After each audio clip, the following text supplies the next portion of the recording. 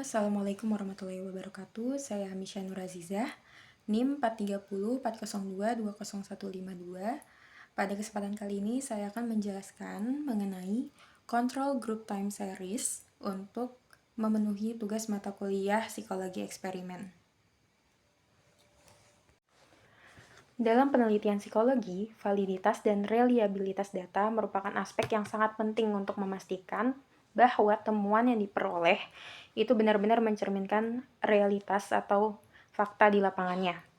Salah satu penelitian dari desain psikologi eksperimen yaitu adalah Control Group Time Series yang akan menjadi topik bahasan saya selaku pemateri pada kali ini.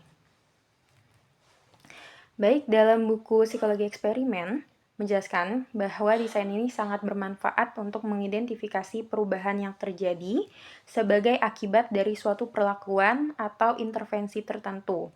Pendekatan ini memungkinkan peneliti untuk meminimalkan kesalahan akibat adanya variabel-variabel eksternal yang tidak terkontrol. Terkait desain dari Control Group Time Series ini sendiri, untuk proses dalam pembentukan kelompoknya itu dibagi menjadi 2 kelompok. Jadi ada kelompok eksperimen dan juga ada kelompok kontrol. Untuk kelompok eksperimen yaitu adalah kelompok yang mendapatkan perlakuan tertentu. Jadi terdapat manipulasi dari suatu proses ya di sana karena ada suatu hal yang dieksperimenkan, yaitu diberikannya intervensi psikologis atau program terapi.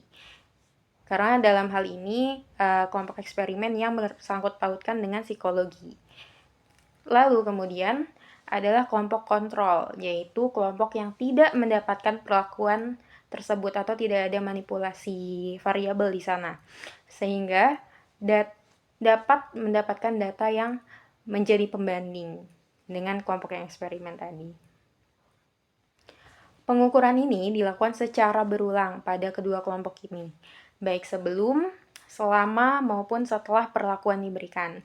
Tujuannya adalah untuk melihat pola perubahan yang terjadi dari waktu ke waktu, serta memastikan bahwa perubahan yang diamati benar-benar disebabkan oleh perlakuan, bukan adanya dengan faktor-faktor eksternal di luar dari manipulasi variabelnya tadi.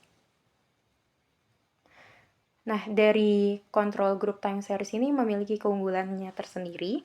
Yang pertama, peneliti dapat mengendalikan variabel atau dapat mengontrol variabel-variabel yang ada di luar, dapat dikendalikan oleh peneliti. Dengan adanya kelompok kontrol dan pengukuran yang berulang, peneliti dapat lebih yakin bahwa perubahan yang terjadi disebabkan oleh perlakuan atau manipulasi variabel yang diberikan, karena adanya intervensi, karena adanya program terapi yang tadi sudah diberikan oleh peneliti, seperti itu. Kemampuan mendeteksi perubahan. Keunggulannya, salah satu keunggulannya juga adalah dapat mendeteksi adanya perubahan, yaitu pengukuran yang dilakukan secara berkala memungkinkan peneliti untuk melihat pola perubahan yang lebih mendalam, baik secara temporal maupun komparatif antara kedua kelompok tersebut. Jadi karena adanya perlakuan yang diukur secara berulang-ulang, secara temporal, maka dapat dilihat perubahannya dari waktu ke waktu dan dibandingkan dari waktu ke waktu antara dua kelompok tersebut. Dan keunggulan berikutnya adalah pengaplikasiannya luas. Desain ini cocok digunakan dalam penelitian yang memerlukan analisis jangka panjang, seperti contohnya efektivitas terapi, program pelatihan, ataupun intervensi lainnya. Nah, berikut adalah contoh atau gambaran dari bentuk psikologi eksperimen jika menggunakan desain eksperimen Control Group Time Series. Misalkan, sebuah ilustrasi ada seorang peneliti ingin menguji efektivitas terapi mindfulness dalam menurunkan tingkat stres pada mahasiswa. Misalkan ada judul atau tema yang ingin diangkat peneliti dalam hal tersebut. Penelitian ini dilakukan dengan membagi partisipan menjadi 2 kelompok, yaitu ada kelompok eksperimen dan kelompok kontrol. Jadi untuk eksperimen tentu berarti dia mendapatkan intervensi atau program terapi mindfulness selama rentang waktu tertentu. Dalam hal ini diilustrasikan bahwa peneliti akan melakukannya selama 8 minggu.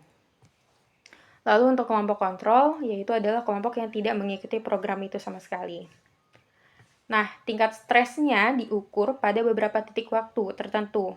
Diukur pada minggu yang pertama, sebelum terapi dimulai, lalu diukur lagi pada minggu keempat, di tengah programnya, dan juga minggu ke-8 atau minggu terakhir dari program intervensinya. Dan beberapa minggu setelah program selesai, baru dilakukan lagi. Hasil pengukuran dari kedua kelompok ini kemudian dibandingkan untuk mengetahui apakah terjadi penurunan stres yang signifikan pada kelompok eksperimen dan yang tidak terjadi pada kelompok kontrol. Jadi kesimpulannya, desain control group time series ini merupakan salah satu pendekatan eksperimental yang memiliki kekuatan dalam memastikan validitas hasil penelitian. Dengan desain ini, peneliti dapat menganalisis perubahan yang terjadi akibat perlakuan secara lebih komprehensif dan terstruktur. Sebagai bagian dari metodologi ilmiah dalam psikologi, desain ini juga membuktikan bahwa penelitian di bidang psikologi dapat dilakukan dengan pendekatan yang sangat terstruktur, terukur, dan berbasis bukti. Sekian dari saya. Wassalamualaikum warahmatullahi wabarakatuh.